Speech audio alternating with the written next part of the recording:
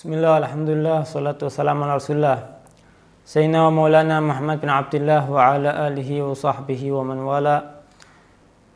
Menyambung daripada silsilah kajian akidah keempat, dan pada kali ini kita masuk tentang sifat-sifatnya Allah Subhanahu wa ta'ala, sifat-sifat wajibnya Allah Subhanahu wa ta'ala. Sebagaimana yang sudah kita ketahui, yang pertama, sifat itu ada sifat wajib, ada mustahil, kemudian ada jaiz. Yang kita bicarakan sekarang adalah sifat-sifat wajib bagi Allah Subhanahu wa ta'ala. Dalam arti, berarti tidak mungkin sifat-sifat ini dinafikan dari Allah Subhanahu wa ta'ala. Sifat-sifat ini akal menolak untuk tidak ada dalam zat Allah Subhanahu wa ta'ala. Jadi sifat-sifat wajib bagi Allah Subhanahu wa ta'ala. Bagi yang masih kurang paham dengan apa yang dimaksud wajib dalam ilmu akidah, maka dilihat ada video yang sebelumnya.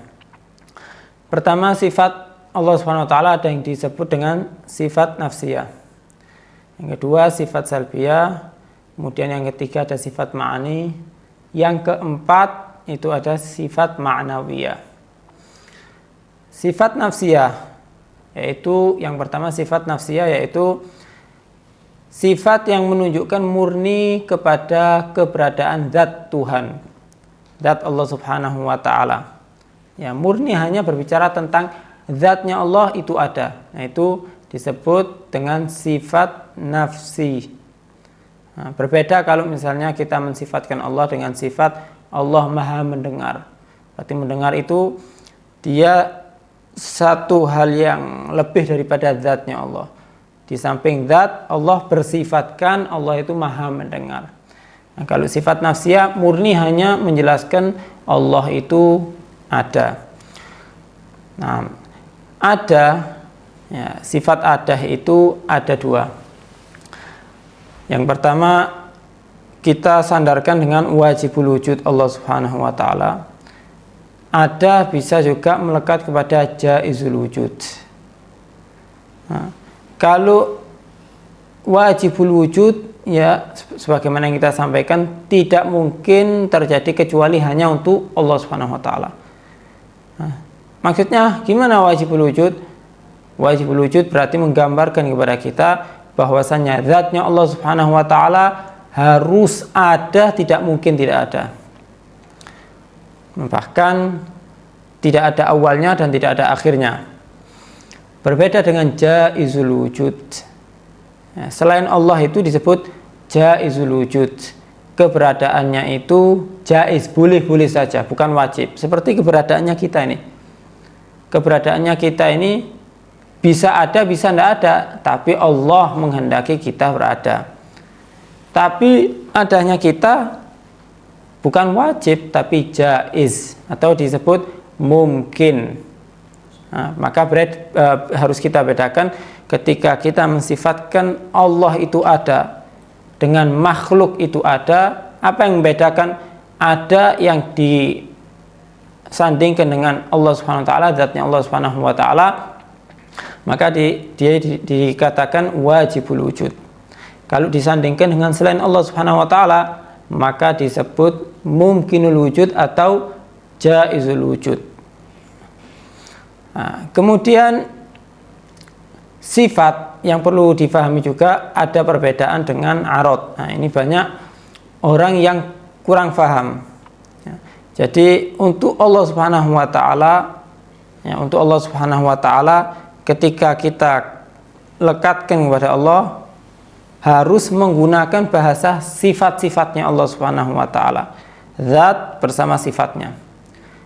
Kalau makhluk itu menggunakan istilah jauhar, itu menunjukkan zatnya, boleh disebut zatnya walaupun makhluk, tapi dengan bahasa jauhar biasanya kalau di dalam ilmu akidah. Sifat dibahasakan dengan aradnya, ya. Di arad itu identik hanya dengan makhluk, tidak boleh kita sandarkan dengan Allah Subhanahu wa ta'ala. Lalu Allah kita katakan sifat. Nah, boleh tidak kalau sifat disandingkan kepada makhluk? Boleh. karena sifat itu dia lebih umum. Sifat itu bisa ditempelkan dengan yang wajibul wujud dengan jaizul wujud. Tapi kalau arad itu hanya bisa disandingkan kepada yang jaizul wujud. Maka tidak boleh kita katakan aradnya Allah Subhanahu wa taala, karena maknanya arad sendiri dari aradha, dia datang, yang aslinya dulu tidak ada kemudian menjadi ada. Nah, masa kita katakan sifat-sifatnya Allah itu dengan bahasa arad, berarti mengindikasikan dulu sifatnya Allah itu tidak ada kemudian menjadi ada. Sebagaimana kita ketahui bahwa sifatnya Allah SWT sama seperti zatnya. Sebagaimana zatnya qadim, sifatnya Allah SWT adalah qadim. Dan hal itu sebagaimana yang dikatakan oleh sahib matan Jauharatut Tauhid, fawajibun lahul wujud wal qidam kadza bagaun la yushabu bil adam.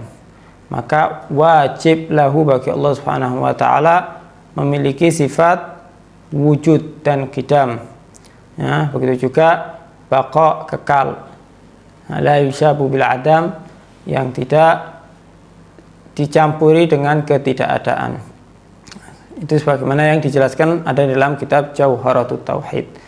Maka pada intinya ya, wujudnya kita dengan wujudnya Allah Subhanahu wa taala sangat beda. Wujudnya Allah adalah wajibul wujud, dalam arti akal menolak untuk tidak mensifatkan kepada Allah Subhanahu wa taala Allah itu pernah tidak ada kemudian menjadi ada.